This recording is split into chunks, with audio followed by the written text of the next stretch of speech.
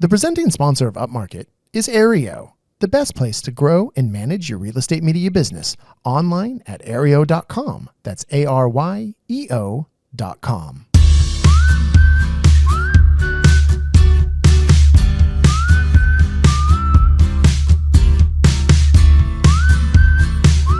Coming to you from the Upmarket studio at Gasworks in beautiful San Buenaventura, California. This is Upmarket, a podcast about the business of real estate photography and media. My name is Reed Fish. I am the CEO and the co-founder of Upmarket Media. And Mark is not here. Neither is Chelsea. But I'm here. And you know what? That's pretty important for me to be here, because if I wasn't here, no one would be here, and then it would just be a podcast of silence, which would maybe is better than this. I don't know, but hopefully not. But you know what? This is a Road to PMRE episode, and we are so happy that iGUIDE has partnered with us this year to bring us all of our Road to PMRE episodes. And you know, the Road to PMRE is going to actually go past PMRE. We're planning on recording not only our Action Item Spectacular there, but we're going to record a couple other episodes with some really interesting, fun guests and getting those episodes out after the conference. You should go to goiguide.com to check out all iGUIDE offers. And they've been such a great partner to us on these episodes that we are doing about PMRE, which is the Photo and Media for Real Estate Conference in Las Vegas, Nevada, November 13th through 15th. It's coming up, people. And there are still tickets available. You can still go to this thing. And you can use the code Upmarket100 and you're going to get $100 off your registration. And look, at this point, the guaranteed rates at the Palms have expired, but there's still good rates to be had there. I think you can just give a call. You can find out for yourself exactly how much it would be. And there could be even a lower price option across the street at the Rio, which has just been remodeled. It's super amazing and super cheap last time I looked. So that could be a path for you. It's just right across the street. So very easy access to the conference. If you have decided that you can't go, there's also going to be a live stream and an on-demand replay of the conference. And you can interact. You can even interact with vendors. You can even interact with network with attendees through the PMRE app. If you purchase this registration, and if you want a $75 off that, which then makes it really not that much money, and it's kind of a no-brainer, you use the code Upmarket75 at PMREconference.com. Oh, and you know we got a PMRE person here with us, you know, and look, this is a guy who he has to travel the least distance to get to PMRE of anyone at the conference. And this is a man who has been so integral to the conference. And we have so much, we can talk about his workshop, we can talk about his business, and we can talk about all the content that he has helped create for the conference and with their new venue at the Palms. It's none other than Fraser Almeida of Luxury Homes Photography. Fraser, you're known because you're doing these workshops every year with Wayne Capilli and Tony Colangelo, and it's really focused on luxury. So can you tell me kind of just in a nutshell, what is the difference between luxury and regular real estate photography? Is it the compositions, or is it the fact that you're just shooting really high value homes? Well, you know, I ask this a lot to my clients and get their take on it as well. And I think it's true. Most of the time with, you know, core real estate, it's just documentation. You're going in there, grabbing the rooms, you know, you're in and out of there quick. You're not really focused on capturing moments or lifestyle or things like that, details, finishings. Luxury, it's a whole nother ballgame. There, you know, people are into these markets because they want that lifestyle. You know, they want that $1 million view. They want that, those marble finishes or whatever it is, mm-hmm. right?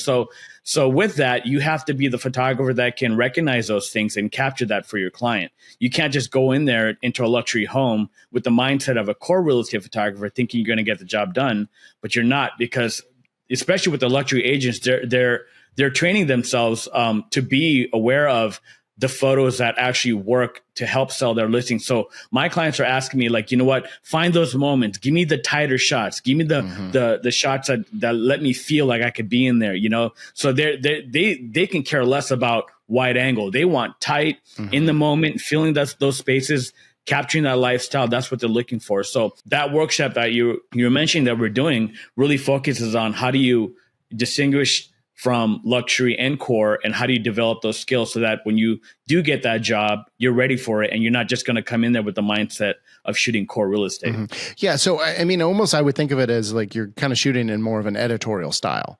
And then, and don't get me wrong, there's still moments where you do got to get the regular spaces, and it is what it is. But you got to always have in the back of your head, okay, now that I shot this regular space, how do I take it to the next level and get something else that maybe somebody else wouldn't see if they're just, coming here with a core mindset. So we're always pushing ourselves to take a basic living room, but then let's find that moment where we can capture that couch and live in a fireplace along with the coffee table, whatever, and create a moment there, right? Mm-hmm. Instead of just shooting that whole space as one thing. Creating a moment. Well, and then does that extend to the editing? Do you edit them in a slightly different style than the core real estate? Because most of us, right, who have scaled a business and have multiple shooters or even solo shooters, and most of us are outsourcing editing at this point. And so can you outsource this kind of editing, or do you recommend that, or do you not, or what's the difference between like the core real estate and then the luxury editing? Yeah, I mean, you can outsource it, but what I would recommend is you need to find the right editor for you. You can't find an editor, and this goes whether you're doing core real estate. You need to find an editor that can work with your style to distinguish from everybody else. Because if 10 core real estate photographers or 10 luxury real estate photographers are using the same type of editor, it doesn't matter, you're going to get the same look. So how do we separate that? We got to find someone that can, customize that edit to our needs, so that way we can establish a brand for ourselves, for our clients. So my edits are usually done by myself for my core luxury clients, because they want that certain look. They want that directionality. They want those shadows. They want that. I know exactly what it is. I know what makes my images the way to make it look that way, mm-hmm. and why my clients like it. So I don't mind, because luxury is a higher price point. That mm-hmm. also justifies me spending the time to edit these photos by myself. Now, if you're going to outsource that, that's fine, but you have to do the research and find the editor who can take your stuff and make it customized to the way you want. Meaning, if you tell them, hey, I don't want a flat lit scene, I want directionality, they should know how to curate that for you. Mm-hmm. But it takes some time. Like don't just think you're going to I know there's editors out there every day. You probably get emails every day as well, but don't just go on the first one. Like what I tell people is get like 5 images, right? Of, let's say, a living room scene, maybe a high contrast scene, get your brackets, get your flash, send them to 5 different editors, right? And don't ask them to do anything. Just let them do it on their own. Mm-hmm. After that, get that back and see which one looks closest to something that you like. Then from there, ask them to take revisions and see who can take your critiques and actually make it happen. And then narrow it down to the ones who actually can do that. Because I'd rather work with somebody who takes critiques and can mm-hmm. and make it happen than somebody who is set in their ways and they won't ever budge, Right. Well, if that brings up a thing when you're mentioning the price point, right? So what kind of are you marketing yourself as only luxury, or are you doing core as well? And then if so, mm-hmm. how do you differentiate between those products, and how do you differentiate between that pricing to people? For me, it's based on quality. So my tiers on my website are basic, premium, and luxury. So I've had plenty of core basic homes that I've shot for my clients, but that's what my basic package is. My clients know the quality of it isn't as a premium shoot, which a premium shoot is like, perfect window views, a little more attention to color cast, directionality, all that kind of stuff. My basic package literally is like the quickest edit you can do, but still really good compositions, right? Mm-hmm. So I can shoot a basic shoot, let's say a 2,500 square foot home in less than 30 minutes. Mm-hmm. I'm in and out of there. And then I deliver that almost the same day, because the edit is so fast, and they don't care about window views. They just mm-hmm. need good documentation of the spaces. So I still I still have plenty of my clients who do regular homes, and even some of my luxury clients who do normal basic homes. They may send me out for a basic, which is very rare. The minimum they'll do is the premium shoot. And then like for the really high end top tier, like this has got to be 100% color accurate. It's got to be, the exposure needs to look good.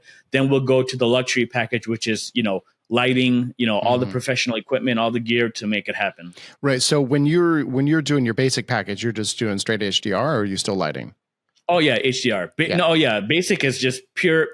When I say HDR, I mean brackets. Yeah, meaning I'm not doing like photomatics. I'm just bracketing and then manually editing those photos. Yeah. Yeah. Right.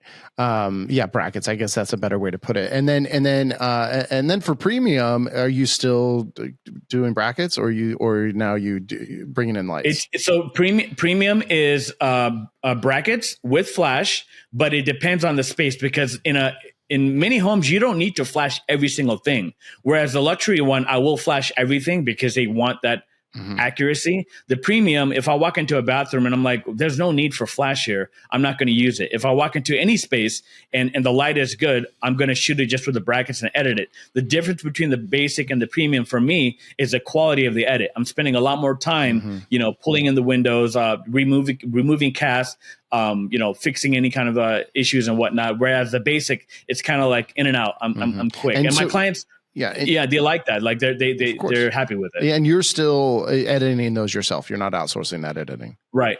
There's times where if I'm overloaded with stuff, I have qualified certain editors that I will send my stuff out to and have them do it. But typically the high end luxury, I never send that out. It's always me. I always edit it. And I enjoy it. I actually love the editing part. Right.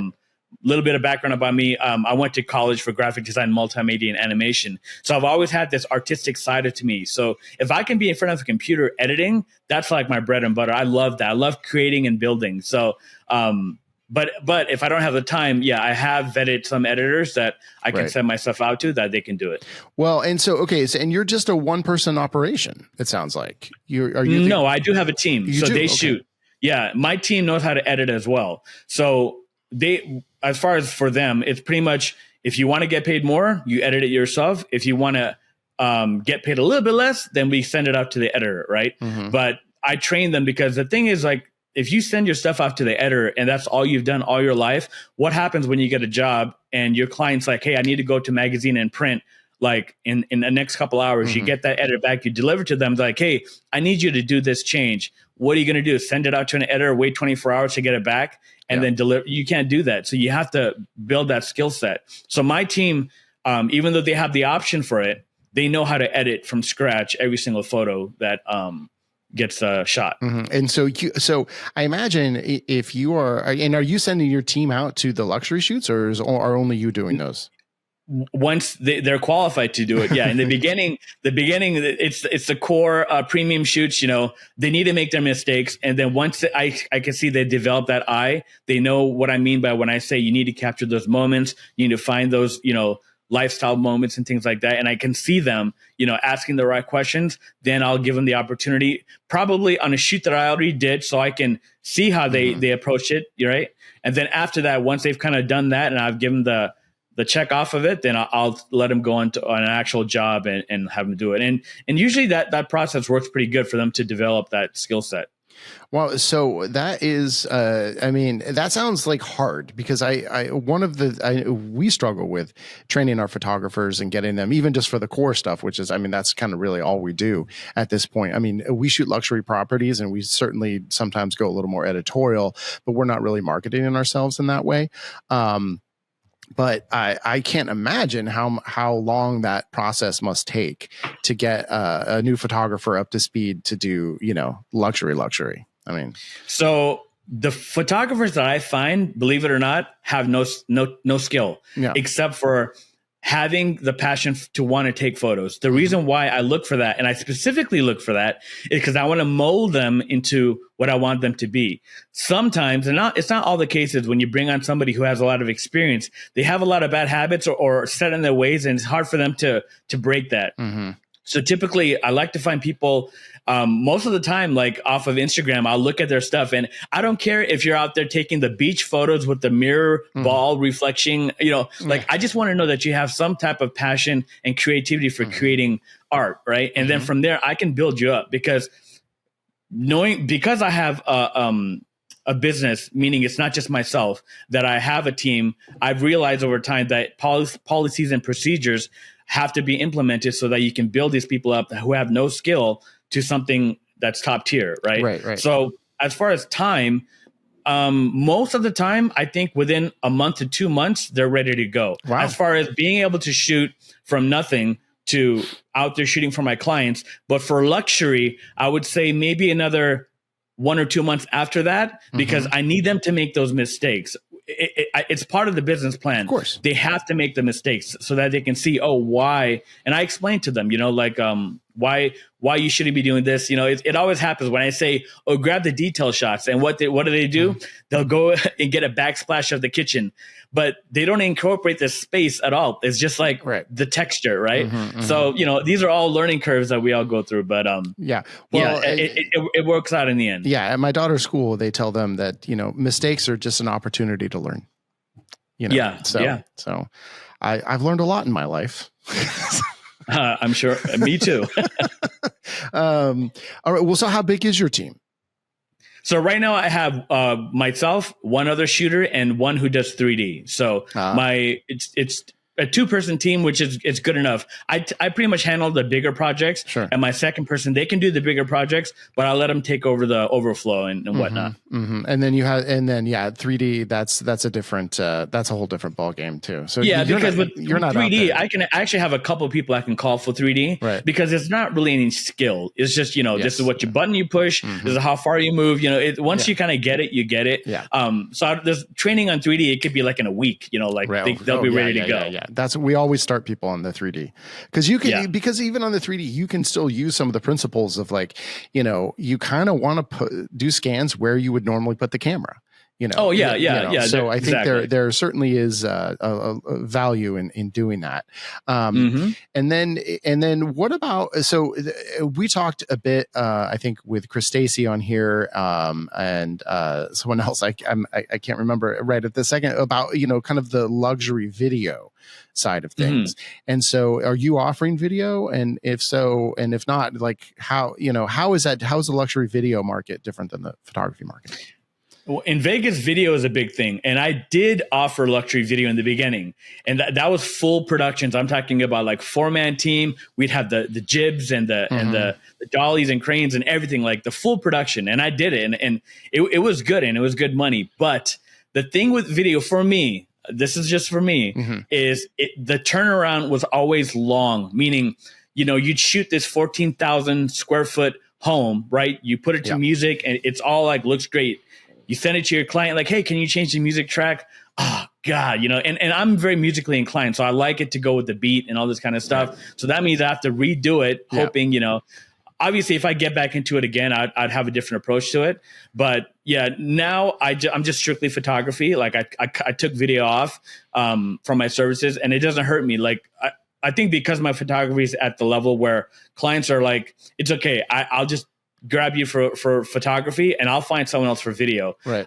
Because they like the photos I'm creating. So I will bring video back, but I'm going to have it streamlined where it's like, this is what I'm going to do. It's not this full day affair. I'm in and out of there kind of quick. I know from experience, what are the money shots and things like that. And I'll put something together nice and easy with a quick turnaround. But what I was doing before, I'm not going to ever do that again. Like these full multiple day affairs, like as much as the money is good, but man, it literally, you're breaking your back, like physically, it's not easy work. Video is tough. Yeah, no, it is.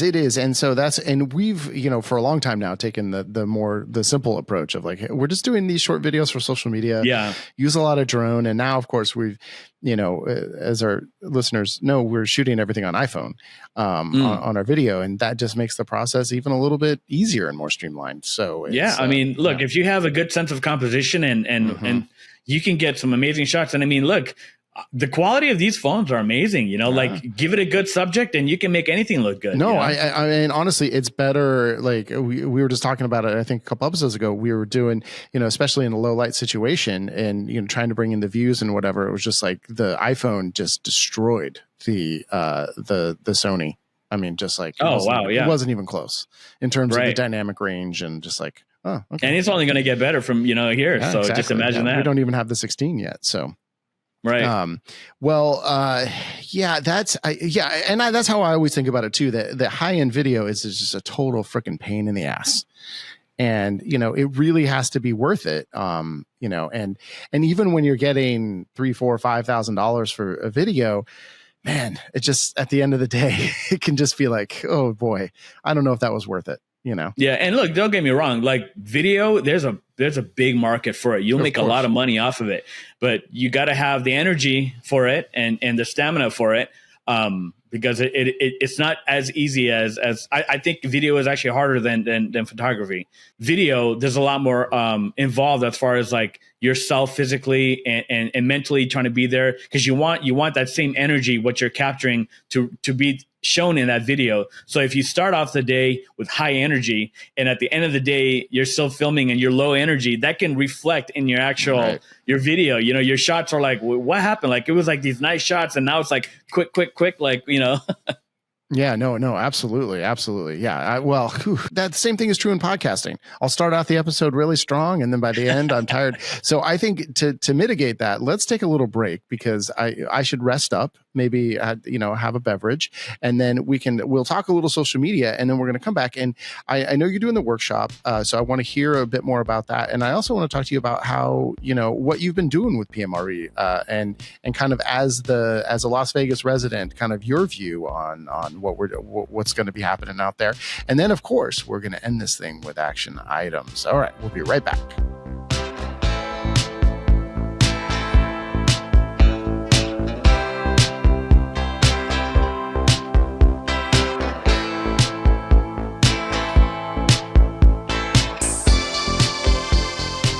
I'm getting older, and I got to wear these readers, and I've been rocking the orange ones for a while, and I love the color orange.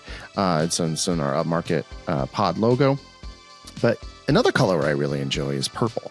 And a lot of times now when I see purple, I think of Aereo, because a lot of their buttons on their website are purple on our that we're using. And we are always clicking on those buttons. And they're very useful buttons because they really help our business, because they streamline our operations. They give us all these cool features that we can offer our clients, like the download center and like property websites and scheduling and all these different things that you can do on Aereo.com. We heartily recommend it. You should test it out. Even if you don't love purple, they have a nice shade of purple. You're going to love it. Even if you don't, you're going to love everything else about Aereo. So go to ARYEO.com and use the code Upmarket, and you're going to get 15 free bonus listings. I cannot recommend it enough. Aereo.com.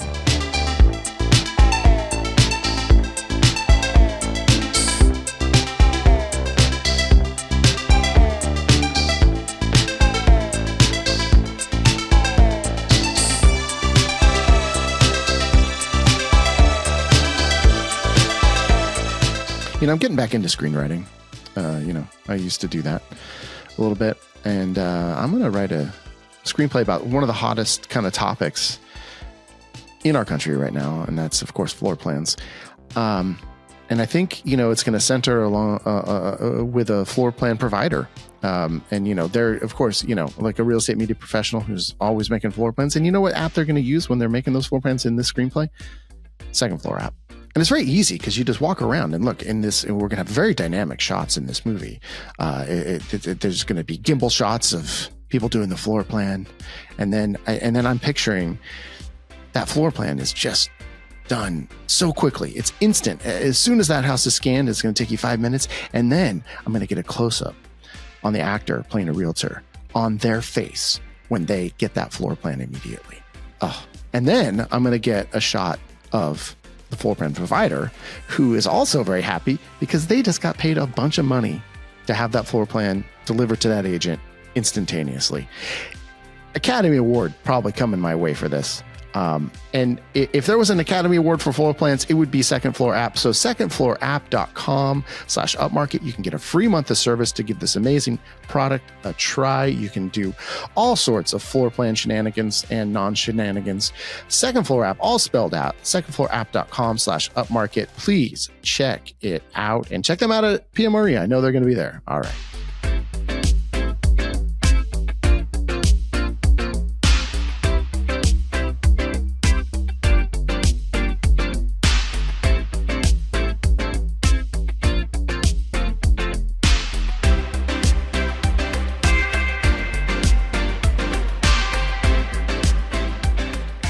right, social media sidebar. Let's all give Upmarket Pod a follow across all social media and rate, review, subscribe on your podcast app of choice. And please, check out our YouTube channel. You can see there's a couple in this particular episode, a couple handsome guys just chatting away. I mean, you might want to look at that. Fraser, where can we find you on social media? Just my name, Fraser Almeida. Just look me up. That's where I usually have all my my photos, videos, all the personal stuff I do too. So right. Well, you're a big dancer, I've noticed on your social media. Well, right. Well, right. Yes. Tell me about that. Yeah, it's just dancing so salsa dancing is something I've been into for maybe the past 20 years now. Oh, wow. I've always been a dancer as a kid, and just it's another form of expression and being artistic, right?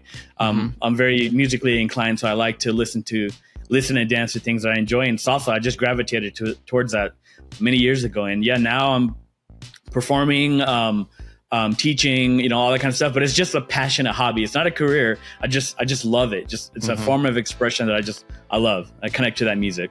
Oh yeah. I mean, that's, there's a lot of great videos of you. Just like you got the smooth moves. took some hard work to get that. I'm sure. Well, you probably have a natural ability, because I have zero natural ability. I don't think I could ever dance as well as you do. And so, do you have like a concentrated like social media strategy for your business, or just kind of just post these houses every so often? And the biggest thing that I see, like between me and like other people who are in this field, whether you're a core real estate shooter or high end or whatever, my thing is like, I still want them to know about me and know who I am versus just only my work that I put out there, which I do share my work out there, and I do share like that so people can see like what I do, what's my bread and butter. But I also think like sharing a little bit about yourself helps to establish you from everybody else out there who does that same exact approach. A perfect example, I was at a shoot for a high-rise condo the other day, and I'm waiting for the elevators to open up, and all of a sudden, two people walk out, and I'm walking in, and I hear, "Are you Fraser?" I was like, "Yeah." He's like, "Oh, I follow you on social media." I was like, "Oh, wow, cool." And then we exchange information, and she's like, "Yeah, I'm actually here with my architect client. We're looking at the unit, and actually I was gonna refer him to you." So we exchanged contacts right then and there. And the whole point of this story is like, had not put myself out there, like meaning my own even face, nobody would have known. Those people walking out that elevator would never have stopped me, right? Like, so putting yourself out there a little bit at least lets people recognize you out in public or whatever, in your own environment. Yeah, I don't get stopped anywhere. Because I don't. I mean, yeah. So that's all right. That's all right. But maybe someday I'll get as famous as you. I got to put myself on the social media a little more. Although now we're doing all these reels anyway. Whatever. Well, look, and social media it can benefit us in any number of ways, and so that's pretty great. Let's take a little break again, and then we're gonna come back and let's talk some PMRE. All right.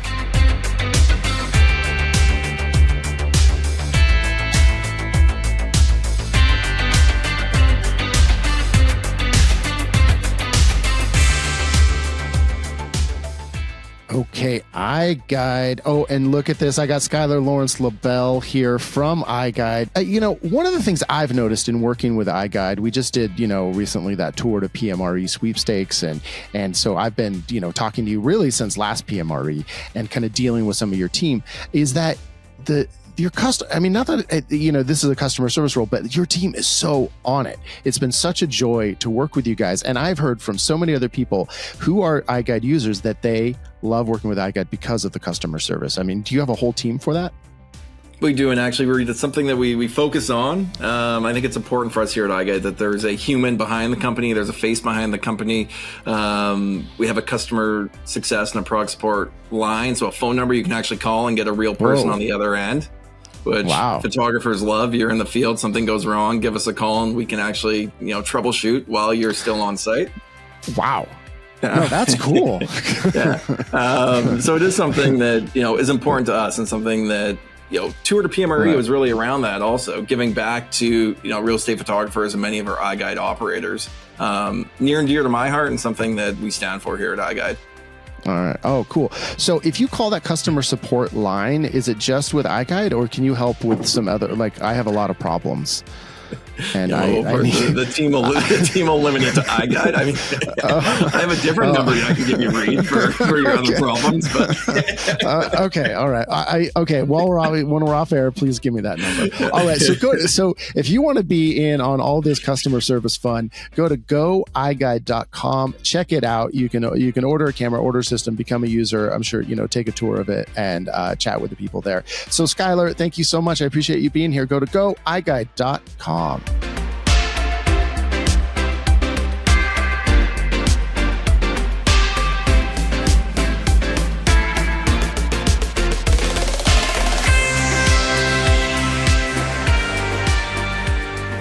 All right, let's talk a bit more with Fraser Almeida of Luxury Homes Photography in Las Vegas, Nevada. And so, Fraser, well, let's talk workshop first a little bit. So you WTF, Wayne, Tony, and Fraser. I like the acronym there. That's really good. You guys have been doing together some luxury workshops. You've done it at PMRE a couple of years, and then you did one out in California, out here, I believe, this year as well. In Carmel, yeah. Yeah. So what, what's the gist of your workshop, and, why would someone maybe want to check it out? Well, I mean, for the workshop in November at PMRE, it's primarily, for those who want to transition into luxury. So if you're a core shooter and you want to develop those skills and you want to be able to know, how do I elevate my photography, or how do I attract those clientele? How do I market my business? Pricing, editing, like everything is covered in this 2-day workshop. Like we put some time and thought into every single point we bring out. And usually, like, man, I mean, the people that have come to the workshop, their game has elevated so much, like the Daves, the Cheyennes, all these people, the Cindy's, like, it's so cool to see how they've incorporated the teachings, and for anybody out there who's just like, they're ready to take it to the next level, or forget it. Even if you don't want to go to luxury, it's okay. You can stay in your market and do the homes you're doing, but having that edge, remember, like it's a competitive field, and you got to have that edge so you're not looking like everybody else. And this workshop gives you that edge that you need to succeed in that in that environment. Well, and so I've seen so a lot. There's like some. It's a 2-day workshop, right? Unlike any of the most of the other workshops are 1-day jobs. But it involves, from what I've seen on social media, I haven't taken it because, I don't shoot anything, but there's some classroom learning, and then there's hands-on learning out at a house, right? Correct. Yeah, we do a morning session, which is a classroom, and then the afternoon we go to the home and we do, our approach, how myself, Wayne, and Tony would shoot the spaces, so you can actually physically see us doing it. And then also we'll be shadowing and helping everybody to, shoot their photos and whatnot. And then on the first day, we'll actually do a full twilight shoot. So you can see my approach on shooting and lighting a twilight, because I do a little bit different. It's not just ambient. I incorporate lighting and whatnot.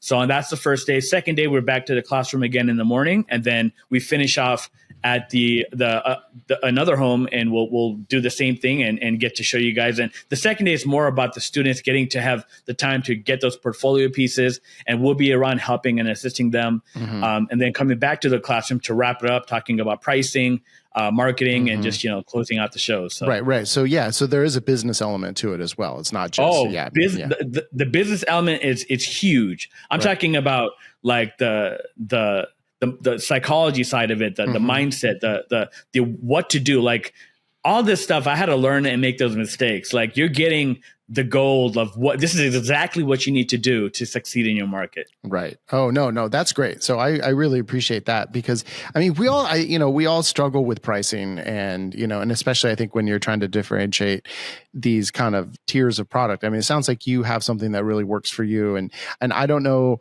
like for our business, I know for sure that wouldn't work, because it's just like, we're not approaching it that way. But I do think it's an interesting angle, especially if you're a little bit more, and I imagine as with luxury in your name, you just kind of naturally end up being more of a boutique operation, right? And people are gonna, that exudes off of that name, right? People are gonna kind of expect that when they're calling you.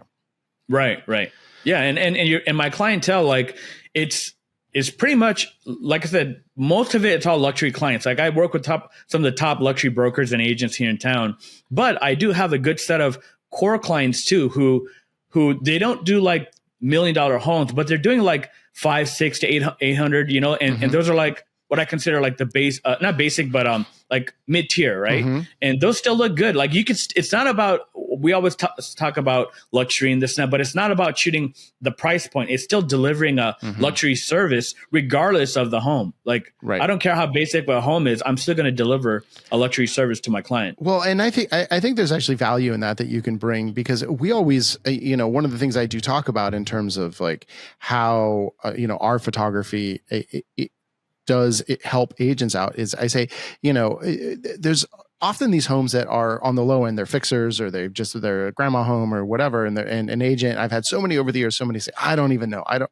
even think I'm going to even do photos on this one. It's such a bad house. I said, you know, just get us out there. You know, we'll see. And they end up doing it. And then they're like, oh my God, I'm so glad I did it. You guys just made it look so great. And again, and it's not about like, making it seem like something that it's not, but just making it look like the best version of what it is. And I actually think there's value in that. And that's what we're always preaching to our clients as well about what are the packages that you're doing on your homes, is that, you know, there's value in treating the lesser homes as a luxury product, because you're and it goes back to, again, the agents are selling themselves. It's less about the house. So I'm always talking about, well, when you have just that basic starter home, do that full package. It sets you apart in that marketplace, and it shows your clients that you care about the marketing of the property. Yeah. I mean, I tell my clients all the time, like when they're on the fence like that, I tell them, look, what do you want your potential clients to know you for? The person who does cell phone photos or whatever, or the person who takes the time, it doesn't matter if it's a luxury home or a regular home, to still deliver a good product to their client. Because then it's like, look what they did for my home. Like, wow. Then you get the bragging rights. They're going to refer you the hell out of you, you know, like, and do you want to be known as someone who does a poor job for your clients, or you want to be known for doing a great job, right? And just by it doesn't matter if you get a basic package or a premium package, even the basic, it's still going to set yourself apart from just going out there with a cell phone and doing it yourself, or whatever, you know, like it's all about your brand and image, especially for us as photographers and our clients who are the agents and whatnot. Right. Well, let's switch gears just a little bit. And I do want to talk about, because you're in Las Vegas, and I know, you know, you've had a close relationship with Brandon Cooper, who's the mastermind of PMRE conference. I think you've been a real asset to Brandon and have helped in numerous ways over the years, not just doing these workshops, but like what did you do? Because I know there's this big dramatic move to the Palms this year. And I know you were helping to create some of that content, right? That they've been using to market. Yeah. So when we found out about Palms, obviously Brandon wanted to capitalize and capture as much as possible. So myself, Devin, and Brandon, we set up a day to pretty much have access to the whole space. So Devin did the filming. We got rights for aerial, you know, because of the Part 107, all that kind of stuff. So it was a whole bunch of, you know, back and forth, but we got the aerial content done, and then I took care of the ground photography. So the venue itself, I went in there and you know, I had full reign to just have it empty and just go in, get a whole bunch of shots of that, and actually really liked it. We got the PMRE logos up on all the screens, and man, it was a really cool vibe. Like I can't wait for everybody to see this place. It's amazing. And no shade on South Point, but you know, I think everyone is pretty stoked for the change. Did you kind of sit on Brandon's, you know, little birdie on Brandon's shoulder and direct him to Palms, or you think he found that on his own, or like? Oh no, Brandon's the genius for that. Like he definitely takes his time to look everywhere. And I'm not talking about Vegas. I'm talking about all over the country. Like he's looking for the best experience for the PMRE. And it was originally obviously South Point, but Palms is the next location. And he did a great job. I think the venue is great. It's a lot more friendlier. I mean, I know some of the complaints before were smoking at the South Point, you know, like Palms, you don't have to worry about that. It's a lot more cleaner over there. The vibe is just completely different. It's a lot more upscale. Everybody's going to have a great time there. Yeah. Well, so what is it? So what is it like living in Las Vegas, right? So most of us just like visit there, and I got to think it's like the town I live in is a little bit of a tourist town, but not even remotely close to the scale of Las Vegas. So what is that like in the day to day? How much are you ever, going to the casinos or to kind of experience the Las Vegas that we all know as tourists? Yeah. Well, I mean, thank God for me, I'm not a gambler. Yeah, that would really suck, living here. But for me, I mean, the Strip, if I ever go to the Strip on my own, it's usually for like shows and concerts and things like that, right? That I experience sometimes really nice restaurants. And then obviously because I shoot a lot of the high-rise penthouses, I'm there a lot because of that. So I'm always on the Strip, but mainly because I'm shooting those penthouses on the Strip. Other than that, like, I don't find myself really going to the Strip. Like I've done obviously I've been here all my life, so I've seen everything. But besides that, I know Vegas is known for the Strip, but there's a whole nother side to Vegas. There's a community element. There's a lot of things for families and stuff, but Vegas is just what we're known for, but there's a lot more to it than just that. Well, yeah. I mean, you go to your salsa club. I mean, there's got to be, it's a city of 1 million people, right? I mean, there's got to be other stuff going on. And it's just getting more filled. Like they just tore down the Tropicana Casino because they're going to build a new baseball stadium. So we have an NHL team, we have a football team, now a baseball team. So I mean, it's just Vegas is growing like crazy. Yeah. Well, which it probably presents a lot of opportunity for a real estate photographer. Of course, yeah. I mean, there's plenty of pie out there for everybody that wants to get into this field out here in Vegas. Lots of people to work for. Okay, Fraser, I'm really going to get into territory here where I'm uncomfortable. But I think you're going to be comfortable. And I know a lot of our listeners are interested in this stuff. If you're doing luxury, are you just using the regular old gear? I mean, what gear are you using? Let's do a little bit of gear talk. I'm going to, what's your kit look like? So with luxury, you have the ability to not only make money from the actual shoot for your client, but because of the luxury finishings and the uniqueness of these homes, you also have the ability to transition into the more architecture and licensing side of things and sell the photography. That being said, when I know that I have a home that has potential for that, I'm usually shooting with the 5 DSR. That's like a big high megapixel camera.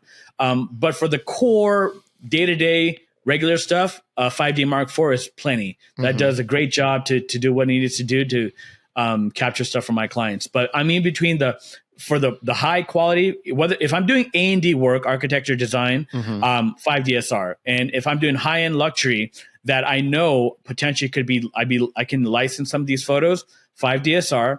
But for everything else, 5D Mark IV, and that works just as great. Well, and then what does your lighting kit look like? So I'm shooting with I have a 300 and a 600 watt light. So pretty much the 300 from what I've seen does a pretty good job, but the 600, because of luxury homes, how big they are. And like sometimes you got like huge vaulted ceilings, like you can't bounce off that. Right. So, the 600 in certain situations will do that job. But for the most of the time, most homes, a 300 watt, does a really good job. Like you can get away with that really good. Are you using a high-end drone? I mean, assuming you're doing aerial imagery as well, right? So I do have the Inspire 2, but that's actually collecting dust right now. Ever since I got the Mavic Pro, I love the compact size of that. You in and out of there quick. I remember with the Inspire, it was like open it up, put the blades on, it just took like so long. Like the Inspire in Mavic, I'm in and out, and the quality is great. Like the photos look really, really good. Like the Inspire, I got that when I was doing a lot more video because of I could change the focal length and get more like bokeh and all that kind of stuff. That's why I got the Inspire. But really, like for even luxury now, like I rarely take that out. It's primarily with the Mavic. Okay, well, Fraser, that's enough gear talk. That's way more than I can handle. So I think it is just time. Let's do some action items. Let's end this thing on a high note, which are sponsored by Pixel CRM. Pixel CRM is the only CRM out there that was designed by a real estate photographer for real estate media professionals. We've been using Pixel CRM And it's been great. And we still, and I think one of our summer projects is going to be diving more into Pixel CRM and having it do more for us. Yeah. But already all the stuff it does, we're doing our mailing list, we're doing the reviews, we're doing a few other things. And it's been really fantastic. So go to pixelcrm.com/upmarket and you are going to get a risk-free 30-day trial. Pretty exciting. On, people. Yeah. The one thing about pixelcrm.com, it's pixlcrm.com. There's no E. Mm-hmm.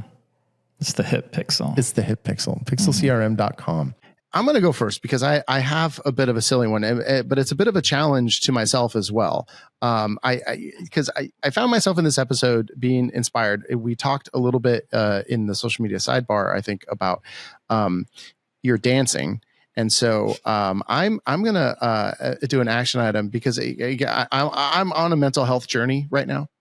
So I think I need to be thinking about ways to have better mental health. And I think maybe dancing could be part of that. Maybe I don't have to go to a class, but maybe just have a moment. Maybe you just dance in your house, or maybe you're out in public. Maybe it's with a partner or just by yourself. Maybe do a dance. Maybe that will help you feel better, because I'm all about right now feeling better. Well, I'll tell you what. So with dancing, primarily taking group lessons and things like that to actually learn a dance. I tell everybody, if you're going through hard times in your life, if you just got out of a breakup, a divorce, or whatever it is, and you just in a rut and you just need something to just boost you up, go to a dance class. Two things. One, it's something new. It's great for your mental health, and also the network of people you meet there. Like some of my closest friends are through dance, and it was because of dance I met them. Mm-hmm. Like you just meet these amazing people, and it helps your social life. Like it really does. Like so, if anybody out there is in a bad spot, just go to a dance class. It doesn't have to be salsa. It could be line dancing. It could be swing. It could be country. Whatever it is, it doesn't matter. But just go to it. I promise you'll thank me later. All right. Well, my action item resonated with you. I like that. All right. Perfect. Yeah. Okay. Well, Fraser, let's hear yours. I actually have two. So, the first one is accountability, right? So I think a lot of people in this industry, a lot of us live in a bubble, right? We think we're the king of the hill or queen of the hill, and we think that our photos are the best out there and no one's going to beat us, right? Yeah, of course. But that's not the truth. The reality is that there's a lot of competition out there, and we got to make sure that we're always up to par for our clients, doing a good job, and that our clients are happy. That being said, what I do on every single shoot, every invoice that goes out, after the clients receive the photos, they get a questionnaire that says, rate your experience with me from 1 to 10. How good was that? Whether it's a 9, a 10, it could be a 1, it could be a 3, whatever, right? But that tells me that their experience just working with me or my team. 2, they also have a description box. Can you write a little bit about that experience? That keeps me accountable and my team accountable, so that every single shot we should be on our every single shoot we should be on our A game. We got to make sure that we don't ever come in there with a bad mindset, doing a poor job, running in and out. I remember we had a score of a 7 one year from one of my earlier teammates, and the client complained that he did a great job, the photos look good, but he didn't even say hello. I opened the door and he just started shooting. And it's like, those are all like little things we have to be aware of, slow down, talk to your client, get some feedback, so, and it could be whatever. It could be that. It could be we did a bad job. Maybe the photos didn't do good. Maybe my teammate member showed up late to the property. This is how we hold ourselves accountable individually or as a team, so that we're always delivering good stuff. Because even though they're complaining, but it's how we respond to that counts. And I've had many times where a client was disappointed, but because of my response and how I handled it, they actually are still with me today, right? So accountability is 1.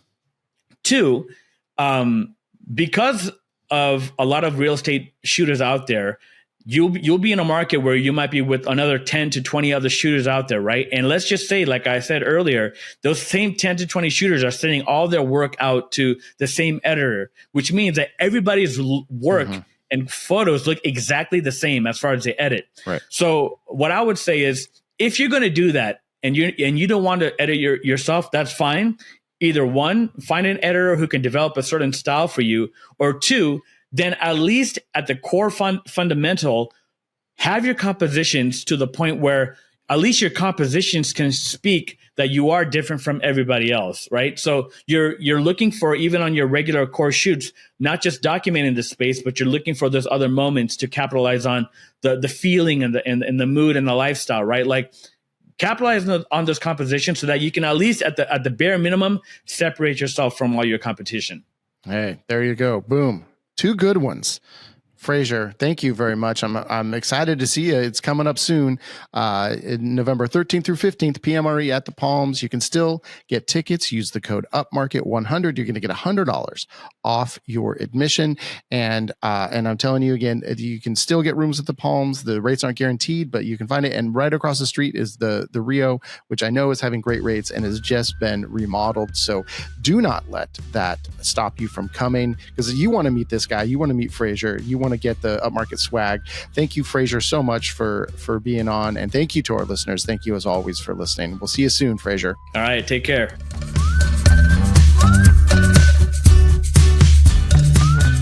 Upmarket is a production of Upmarket Studios. This episode was produced by Chelsea Froelich and edited by Bethany Diedrich. Thank you so much for listening, and we really hope you listen to the next one too.